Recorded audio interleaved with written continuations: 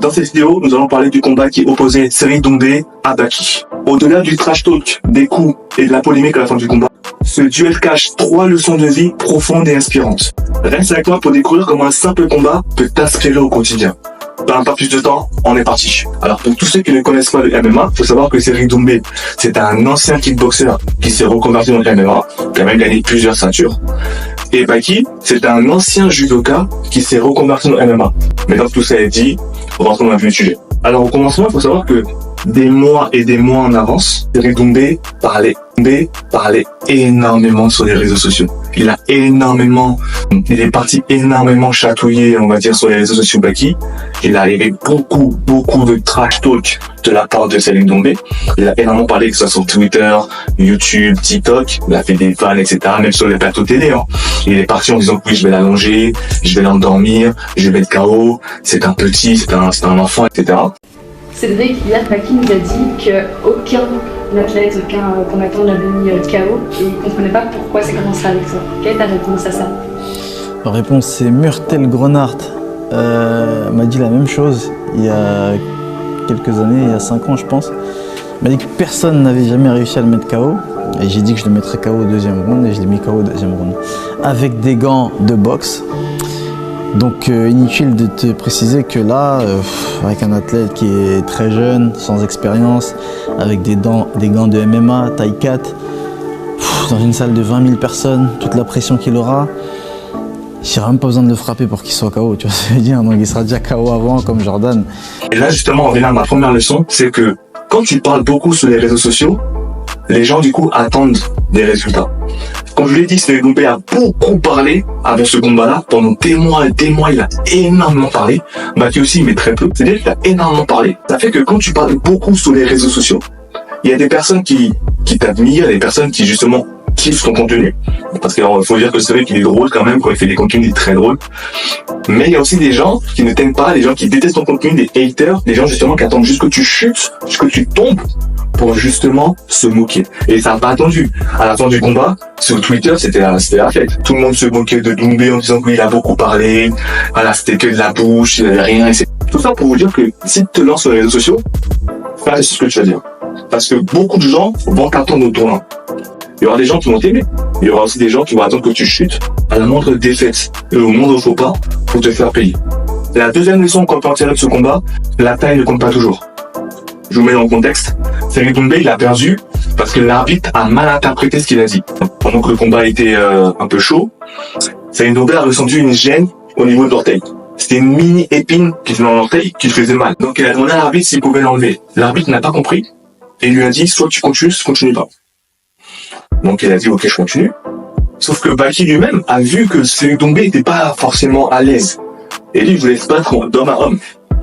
Donc, il a demandé à Cédric d'enlever. Donc les deux se sont retournés vers l'arbitre, pour que justement, l'arbitre puisse accepter que Cédric puisse enlever son épine. Et l'arbitre n'a pas compris, et il a arrêté le match en disant que Cédric n'était pas apte à continuer le match, et qu'il était juste qualifié. Et pour en venir à la deuxième leçon, c'est que, à cause d'une mini épine de même pas 1 mm, Cédric a perdu un combat. Dans la vie, c'est pareil. Si tu fais pas attention aux micro-détails, il n'arrivera pas dans la vie. Faut comprendre dans la vie que ce soit dans la vie, dans le sport ou dans le business, le micro-détail compte. Beaucoup de gens banalisent les détails. Même si c'est des micro-détails, ils les banalisent en disant que ouais, c'est pas très grave, je pourrais rappeler plus tard. Non. Beaucoup de gens disent que sur YouTube ou sur TikTok, c'est bouché, c'est très compliqué de se faire une audience. Mais en réalité, c'est pas bouché. Il faut juste être différent. Tu peux faire le même contenu que quelqu'un d'autre, mais si tu es différent, les gens vont te suivre parce que tu es différent. Faut savoir que vu qu'on est énormément sur les réseaux sociaux, il y a beaucoup de concurrence. Tu dois te différencier et ça peut être très minime. Ce micro-détail va faire la différence et les gens vont te suivre. Beaucoup de gens, justement, ne savent pas ça. Beaucoup de gens pensent que le micro-détail, ce n'est rien. Non, c'est pas rien. Dans la vie de tous les jours, les détails comptent. Chaque pas compte. Donc je dis pas d'être maniaque, mais il faut faire vraiment attention aux détails. C'est très important. À cause d'une épine, Cédric a perdu. Il y a même une citation de quelqu'un qui disait auparavant, mets un être humain et un moustique dans la même pièce et tu verras que la taille ne compte pas. Je te laisse réfléchir dessus. Et la troisième leçon qu'on peut en tirer de ce combat, il est très simple, c'est l'économie qu'il y a derrière.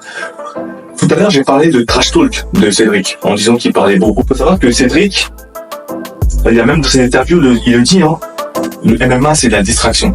C'est juste pour faire kiffer les gens qui viennent le regarder, etc. Mais en réalité, son vrai business, là où il fait le plus d'argent, c'est dans la création de contenu, en faisant des vidéos sur les réseaux sociaux. En fait, le but de Cédric Doumbé, en faisant toutes ces vidéos-là, c'est d'attirer l'attention sur lui. Et de nos jours, l'attention paye beaucoup plus que le pétrole. Il y a des personnes qui sont milliardaires, millionnaires, milliardaires, mais ils sont encore sur les réseaux sociaux. Pourquoi ? Parce qu'ils veulent attirer l'attention pour vendre plus, pour gagner plus d'argent. L'économie qu'il y a derrière est puissante. En réalité, Cédric Doumbé, même Baki, ils font plus d'argent en créant du contenu sur les réseaux sociaux plutôt qu'avec leur combat.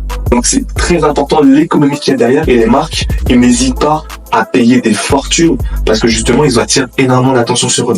Donc ils sont pas payés ou ils gagnent pas des millions en se tapant dessus. Non, ils gagnent des millions parce qu'ils attirent des milliards de personnes sur eux. Il y a des millions et des milliards de personnes qui les regardent. Les marques payent justement pour ça. Ils vont payer des sommes astronomiques parce qu'ils savent que ces personnes-là attirent l'attention. Et quand tu as de l'attention dans ce monde, tu peux devenir riche. Voire même tu es riche. Parce que si tu arrives à la monétiser, c'est très puissant en la fin. Et tu te demandes comment ça se fait. Ça fait pas très longtemps que le MMA est devenu connu, en tout cas est devenu prisé en France. C'était aux États-Unis, mais là c'est devenu en France et les gens ils aiment beaucoup. Et même quand tu ne connais pas l'MMA, même quand tu ne sais même pas les règles, comme moi par exemple, je connais même pas les règles, mais ça me dérange pas de regarder et de kiffer. Ça date de l'Antiquité.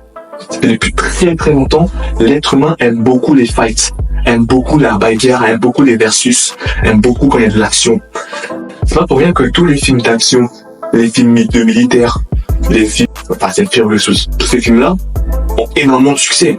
C'est parce que l'être humain aime beaucoup l'action, aime beaucoup les fights, aime beaucoup la bagarre, aime beaucoup les tensions, aime beaucoup justement le versus. Donc ça date pas d'aujourd'hui en fait, ça date depuis nos parents. Voici les 3 leçons que j'ai pu en tirer du combat Cédric Doumbé et Baki. N'hésite pas à me dire dans les commentaires si tu veux justement la revanche entre Baki et Cédric Doumbé. Parce que j'ai l'impression qu'on est resté sur notre forme. Il y a une incompréhension avec l'arbitre. L'arbitre n'a pas compris, il faut savoir que l'arbitre il est anglais. Dire helping ou Echard en anglais quand t'es fatigué, quand t'as l'impression de Baki, c'est compliqué à trouver. C'est tout pour moi. Ciao.